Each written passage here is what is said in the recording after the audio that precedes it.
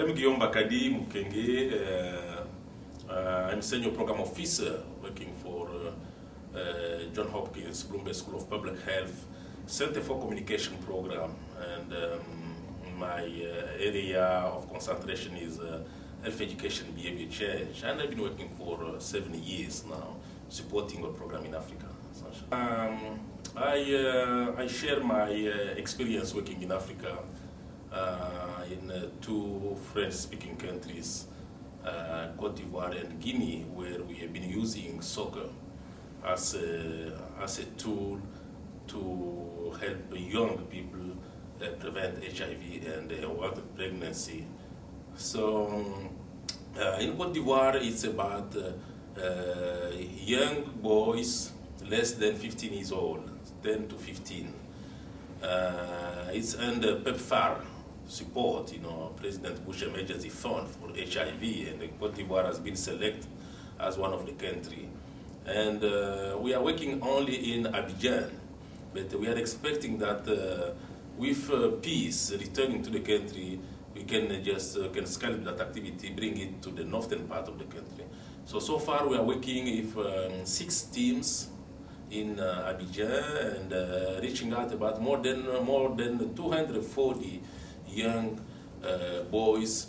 We train them on how to be assertive in preventing HIV, but with emphasis on abstinence, because we assume that at this age, since they have not started to be sexually active, it's better to get them prepared. And I was surprised to see that when we did the assessment to know how much information these young children know about preventing HIV, all of them saying about condom.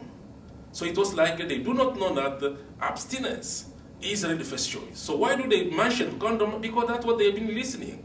All the time on the radio or TV, everybody's talking about condom. So we come to tell them, no, condom is a choice, but the first choice for you is abstinence. So for the first time, these young men were able to know that no, abstinence is a possibility for us to avoid HIV, which is very, very, very, very positive. And the second thing we do is we use these children to reach community members through peer education. They are trained as a peer educator. And what's very important also, the third element is that advocacy toward the parents. So getting parents know that the children are coming not only to learn about football skills, but also to know how to prevent HIV, so that the parents can reinforce what the children receive from us. So that was at least the first part of the project. Then I have to go to Guinea, where we have been working with girls. A very interesting project to see that country where girls 5-6 years ago, they were not expecting, no one was expecting to see a girl playing soccer in that country. But we were able to negotiate with the community, to tell them that soccer is now for everybody, including for boys and girls. And we get that girls, we train them to be good peer educator, and now these girls are taking responsibility in terms of educating others, in terms of educating themselves, and even educating their parents. What we have seen is that many parents come to see their girls to ask about these family planning methods. Is that good for me? So the girls we train, they became even the teacher of their own parents. As we know in Africa, talking about sex between the parents and the child is not very common. But we came up to see that the parents, they appreciate, they like our idea because they can see that we are doing the work them as a parent they are supposed to be doing. So they were very, very grateful, and many now feel that we have seen a drop in unwanted pregnancy. And if you ask parents in our community in Guinea, they will tell you that our girls, they know how to protect themselves, which is very positive. I was very excited to see that, first of all, it's a conference which will focus on Africa.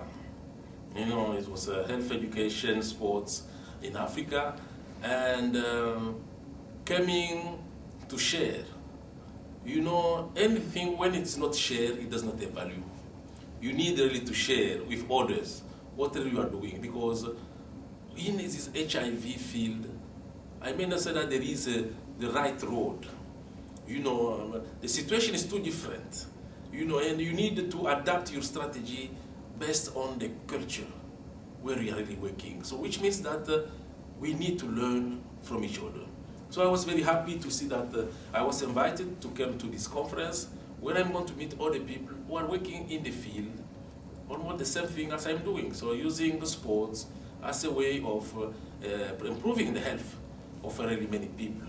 So yeah, this is really the beginning, and I learned from other people, and I would like really to see this school continuing, leading this really process, especially bringing more Africans to come here and share our experience, because HIV is hitting Africa, and we need more Africans to be on the front line.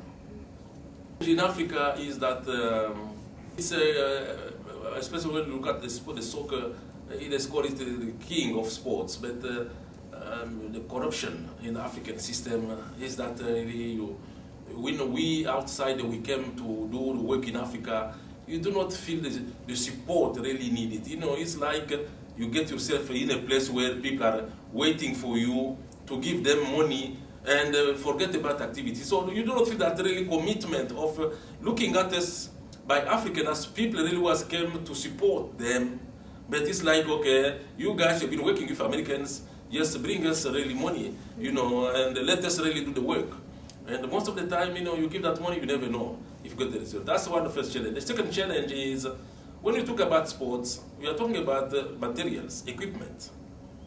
And getting access to the material and equipment in Africa is expensive. Especially we are working with girls. If it's very tough for boys, it's even more tough for girls to get access to the resources. So this is really one of another big challenge we are really facing in Africa. And we living in the US, we have a chance to be carrying some of these used material. But again, we have to face now the cost on the airline. Before, we used to be carrying, you can carry, I don't know, 50 pounds. But now it has been reduced, not 50 pounds, you can go maybe 100 pounds. But now it has been reduced to 50 pounds. And anything beyond 50, you need to pay. So, you are here within a country where you have a lot of this material. You want to bring it to Africa where there is none, but you are limited by what you can carry to Africans. So things are really spoiled here, whereas they needed to people in Africa. So that's some of the challenges I can really see. To see more even students or faculty to be attending. Yesterday, there were a lot of people. But today I see that the number has been reduced, and I understand that this is Friday, this weekend. So during the weekend, really people leave. So if I have suggestion, maybe next time it will be make sure that this activity take place during the weekdays, so that you do not put it Saturday and then you do not have access to many people. And I know that some people will be loving to be here, but it's a weekend. People are really tired. People want to go and have a good time outside of the campus. So that's maybe something I would like really to make a suggestion for the next session. And I hope that the university will get the more money to continue supporting this. And I know that yesterday they shared with us a list of really people who may be willing to continue working on this program after this workshop. So I put my name. I hope really to maintain contact with some of our colleagues at Hawaii University and see what we can do together.